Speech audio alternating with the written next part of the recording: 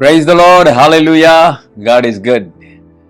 இயேசுவின் நாமத்தில் உங்களை வாழ்த்தி அன்போடு இந்த காலை உடன்படிக்கை தியானத்திற்கு வரவேற்கிறேன். And you're most welcome to the Covenant of the Day. And today is 17th August 2026, Monday.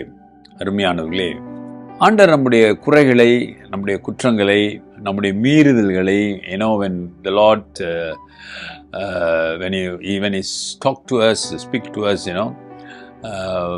our fault, our shortcomings and our disobedience, இவைகளெல்லாம் கீழ்ப்படியாமை, இவையெல்லாம் ஆண்டவர் சுட்டி காட்டுறது காரணம் நம்மேல் அவர் வைத்த அன்பு தான். Because he loves us so much. When we discipline our children, what is the reason? Because we love our children. அவங்க நல்லா வளர்ந்து நல்ல நிலைக்கு வர வேண்டும் என்பதற்காகத்தான் we discipline. அதே போல நான் ஆண்டவருடைய பிள்ளையாக இந்த உலகத்திலே வாழ வேண்டும் என்பதற்காக ஆண்டு நம்மளை டிசிப்ளின் பண்ணுறார். மனம் திரும்பு, இதை செய்யாத, இதை செய்ய, இப்படி இரு, இப்படி வாழு, என்னுடைய பிள்ளையா இரு, என் நாமத்தை தரித்திருக்கிற, you abide my name, you are my child. இப்படியாக நம்மை ஒழுங்குபடுத்துகிறார், நம்மை குற்றப்படுத்தவில்லை. நாம் இன்னும் அவருடைய பிள்ளையாக வளருவதற்கான காரியங்களை அதுக்காக தான் ஆண்டவர் சொல்லும் போதெல்லாம் மனம் திரும்பு, மனம் திரும்பு, இந்த உலகத்தோடு போவாத, சாத்தான் அவன் நம்மளை அழிக்க வந்திருக்கிறவன், அவனுக்கு கீழ்ப்படியாத. ஆகவே ஆண்டோடைய வசனத்துக்கு நாம் நம்மை ஒப்பிட்டு பார்த்து ஆண்டவருக்கு மகிமையாக வாழணும். அப்போ ஆண்டவர் இந்த வெளிப்படுத்தும் விசேஷத்தில் இந்த 7 சபையை குறித்து வெளிப்படுத்துகிறார். இன்றைக்கு நாம் இந்த 7 சபையை போல நம்முடைய சபைகளிலும் அப்படிப்பட்ட சூழல் இருக்கிறது. அவர் ஒவ்வொரு சபையில் இருக்கிற நல்ல காரியங்களை சொல்லிட்டு அதில் இருக்கிற தவறான காரியங்களையும் அவர் சுட்டி காட்டுகிறார். ஆமாம் தானுங்களே, நீ இப்படி இருக்கிற, அதே சமயத்தில் இந்த குறை இருக்கு, நீ இப்படி வாழ்ந்த எனக்கு சாட்சியாக இருக்கிற, ஆனாலும் உன்னுடைய இடத்துல ஆதி அன்பை விட்டுட்ட, சாத்தான் இப்படியெல்லாம் கிரியை செய்கிறான், வேற ஒரு போதனையை உள்ள நுழைய வச்சுட்ட, இப்படியாக நம்மகிட்ட இருக்கிற நல்ல தரத்தை, குவாலிட்டியை சொல்லுகிறார். அதே வேளையில் நாம் செய்கிற தவறையும் சுட்டி காட்டுகிறார். இன்றைக்கி நம்ம சர்த்தை சதீஸ் என்கிற திருச்சபையை பற்றி அவர் வெளிப்படுத்துகிறார். அந்த சபையை குறித்து இன்னிலிருந்து நாம் பார்க்க போகிறோம். சரிங்களா? சாப்டர் 3 the first முதல் வசனத்தின் முதல் பகுதி, the first part of the first verse.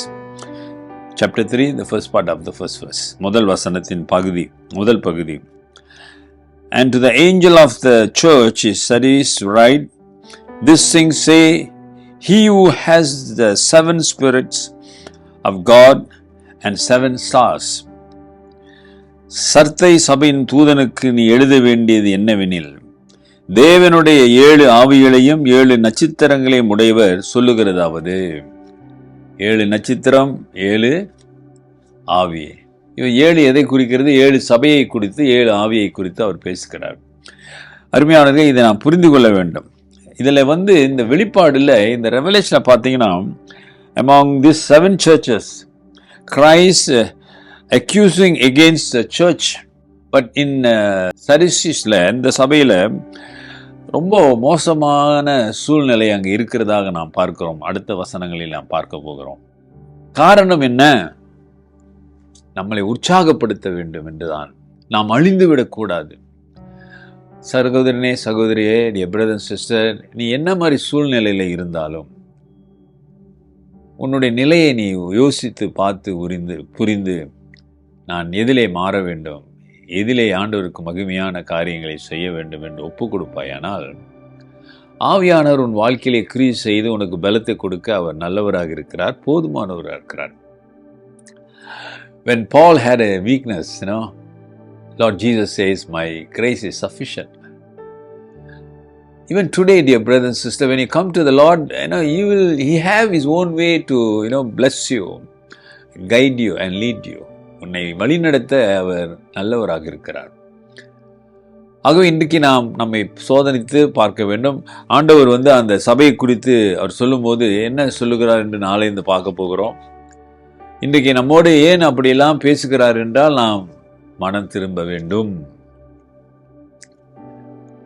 அவருக்கு பிரியமாய் வாழ வேண்டும், அவருக்கு பிரியமானது என்ன என்பதை யோசித்து, என்னுடைய விருப்பம் அல்ல, என்னுடைய சந்தோஷம் அல்ல, ஆண்டவருக்கு மகிமையானது என்ன என்பதை உணர்ந்து செய்யுங்க. கர்த்தர் உங்கள் வாழ்க்கையில் போதுமானவர் இருப்பார். நாளையிலிருந்து ஆண்டவர் அந்த சபையை குறித்து என்ன சொல்லுகிறார் என்று பார்ப்போம். கர்த்தர் இன்றைக்கு உங்கள் வாழ்க்கையில் ஒரு அற்புதம் செய்வார். ஜெபிப்போம். நல்ல ஆண்டவரே, இந்த காலை வேளைக்காக நன்றி. இந்த புதிய நாளிலே உம்முடைய கிருபை தங்கும்படியாக நான் ஜெபிக்கிறேன். உம்முடைய வல்லமை கடந்து போகட்டும். இயேசுவின் நாமத்தில் ஒரு அற்புதம் நடக்கட்டும் ஆண்டவரே. உம்முடைய பிரசன்னம் வரும்பொழுது அங்கே நீர் சொல்லுகின்ற வார்த்தைகள் ஆண்டவரே கேட்டு நாங்கள் மனம் திரும்பி உமக்கு பிரியமாய் வாழ உதவி செய்யுங்க. கேட்கிற உள்ளங்களை ஆசீர்வதியுங்க. இயேசுவின் நாமத்தில் பிதாவே, ஆமேன். நமது ஆண்டவராகிய இயேசுவுடைய கிருபை, பிதாவின் அன்பு, பரிசுத்தாவின் ஐக்கியம் உங்களோடு இருந்து உங்களை ஆசீர்வதித்து காப்பதாக. என் ஆத்துமாவே கர்த்தரை ஸ்தோத்திரி, என் முழு உள்ளமே அவர் பரிசுத்த நாமத்தை ஸ்தோத்திரி. என் ஆத்துமாவே கர்த்தரை ஸ்தோத்திரி, அவர் செய்த சகல உபகாரங்களை மறவாதே. Amen. Dear brother and sister, நாம் எல்லாரும் ஆண்டவருடைய பிள்ளைகள். Take care. God plus.